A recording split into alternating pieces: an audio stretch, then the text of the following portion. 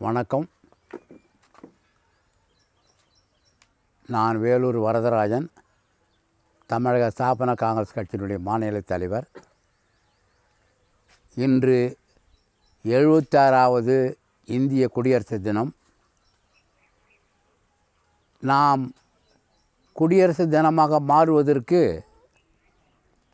1947 பல லட்சம் மக்களை நாம் இழந்திருக்கிறோம். இந்த சுதந்திரம் இந்திய நாடு வெள்ளைக்காரனிடத்திலிருந்து சுதந்திரம் பெறுவதற்காக பல லட்சம் மக்களை நாம் இழந்திருக்கிறோம், தியாகம் செய்திருக்கிறோம், ரத்தம் சிந்தியிருக்கிறோம். மகாத்மா காந்தி வழியில் நாம் அகிம்சையை கடைப்பிடித்து கூட நாம் பல லட்சம் மக்களை இந்தியாவிலே நாம் இந்த சுதந்திரத்துக்காக இழந்திருக்கிறோம். அதன் அடிப்படையில் தான் 1950 குடியரசு தினமாக இன்று மாறியிருக்கிறது. 76 ஆண்டுகள் ஆகிவிட்டது. நம்முடைய சர்ச்சில் சொல்லியிருக்கிறார், ஆள தெரியாதவர்கள் இந்தியர்கள், அதனால்தான் சுதந்திரம் கொடுக்கவில்லை என்று. இப்பொழுது நாம் எப்படி சுதந்திரத்தை பெற்று 76 ஆண்டுகளிலே சந்திராயனுக்கு நாம் செல்லக்கூடிய அளவுக்கு நாம் வெற்றி பெற்று இருக்கிறோம். இன்று 142 கோடி, சுதந்திரம் பெறும்போது 30 கோடி, இன்று 112 கோடி. அனைவருக்கும் உடை, உணவு, கல்வி, சுகாதாரம் அத்தனையும் நாம் கொடுத்து கொண்டிருக்கிறோம். சுதந்திரத்தை எதிர்த்தவர்கள், வெள்ளைக்காரனே ஆள வேண்டும் என்று சொன்னவர்கள் திராவிட கட்சிகள். அவர்கள் இன்று தமிழகத்திலே 60 ஆண்டு காலம் ஆண்டு கொண்டு இருக்கிறார்கள். அதனால்தான் தமிழகம் மீண்டும் வெள்ளைக்காரன் கையிலே செல்வதற்கு வேண்டிய ஏற்பாடுகள் திராவிட கட்சிகள், திமுக அனைத்தும் செய்து கொண்டு இருக்கிறது. ஏழைகளுக்கு கல்வி கிடைக்கவில்லை, தரமான கல்வி கிடைக்கவில்லை. பணக்காரர்களுக்கு தனியார் பள்ளிகளிலே தரமான கல்வி கிடைக்கிறது. மும்மொழி திட்டத்தை அவர்கள் பயன்படுத்துகிறார்கள். இந்தியை கற்றுக் கொடுக்கிறார்கள், ஆங்கிலத்தை கற்றுக் கொடுக்கிறார்கள். தமிழை அவர்கள் கற்றுக் கொடுப்பதில்லை.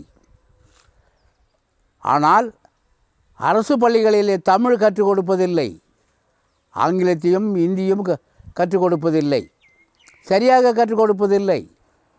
சம்பளத்துக்காக வேலை செய்யக்கூடியவர்கள் தமிழை அழித்து விட்டார்கள். திராவிட கட்சிகள், திமுக தமிழை அழித்துவிட்டு ஆங்கிலத்தை வளர்த்திருக்கிறது. நம்முடைய சபாநாயகர் அப்பாவு சில தினங்களுக்கு முன்னே பேசும்போது, பள்ளிகளிலே ஒரு அரை மணி நேரம் தனியாக ஆங்கிலத்தை கற்றுக் கொடுங்கள் என்று சொல்லுகிறார். ஆனால் தமிழை கற்றுக் கொடுங்கள் என்று சொல்லவில்லை. அந்த சபாநாயகர் ஒரு கோமாளி, அவர் ஒரு கிறிஸ்துவர். இந்த நாள் தமிழகத்திலே 25% கிறிஸ்தவர்கள் நிர்வாகத்துக்கு போய் விட்டது, தலைமையிலிருந்து கீழே வரைக்கும்.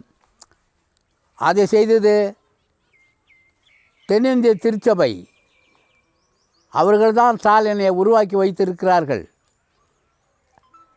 தமிழ்நாட்டில் இருக்கக்கூடிய தலித்து மக்கள், முஸ்லீம் மக்கள், கிறிஸ்துவ மக்கள் அனைவரும் தேசப்பற்று உள்ளவர்கள், தெய்வ பக்தி உள்ளவர்கள். மீண்டும் வெள்ளைக்காரன் கையிலே செல்வதற்கு ஸ்டாலின் திமுக முயற்சி செய்கிறது. அதுக்கு வேண்டிய ஏற்பாடுகளை பூரா தயார் செய்து கொண்டு இருக்கிறது. IAS IPS அதிகாரிகளை வைத்து தமிழகத்திலே நிர்வாகத்தை நடத்தி கொண்டு வருகிறது.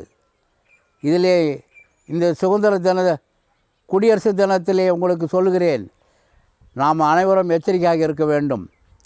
இந்திய ஜனநாயகத்தையும் இந்திய சுதந்திரத்தையும் இந்த குடியரசு நாளில் நாம் அனைத்து இளைஞர்களும் ஒன்று திரண்டு காப்பாற்ற வேண்டும். அது மட்டுமல்ல, இந்த குடியரசு தினத்தில் தான் தீவிரவாதிகள் அதிகமாகிவிட்டார்கள். எல்லா விதமான போதைப் பொருளும் கடத்தப்படுகிறது. உழைப்பதற்கு யாரும் தயாராக இல்லை. விவசாயத்திலேயோ தொழில் செய்வதற்கோ யாரும் தயாராக இல்லை. உழைக்காமலே சம்பாதிப்பதற்கு வேண்டிய வழிகளை கற்றுக் கொடுத்து விட்டார்கள் திமுக, கருணாநிதி குடும்பம்.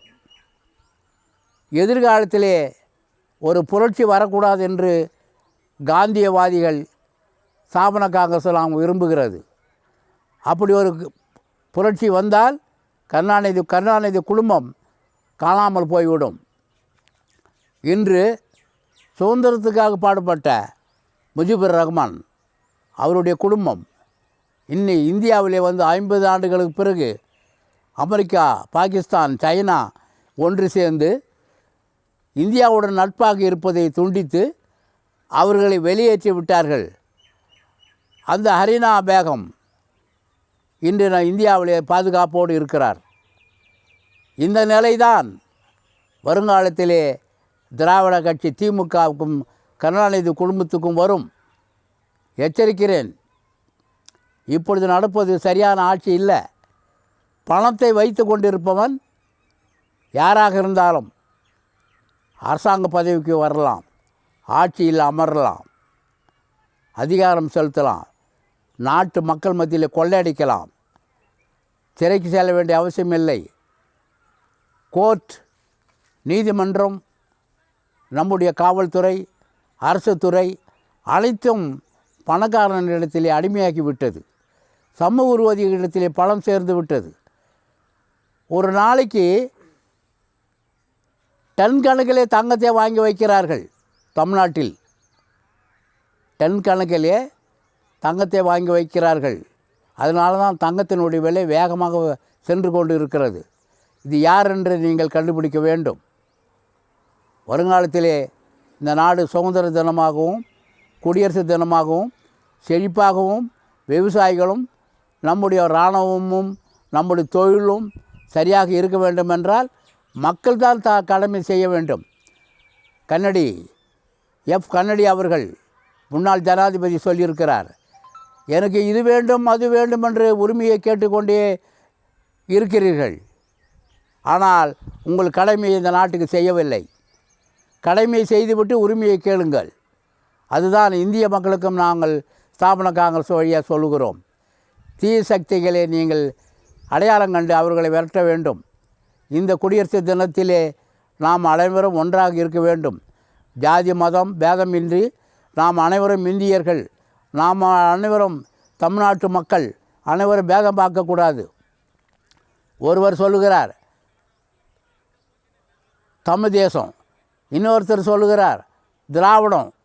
இதெல்லாம் அவர்களுடைய படைப்பு நடத்துவதற்காக சொல்வது.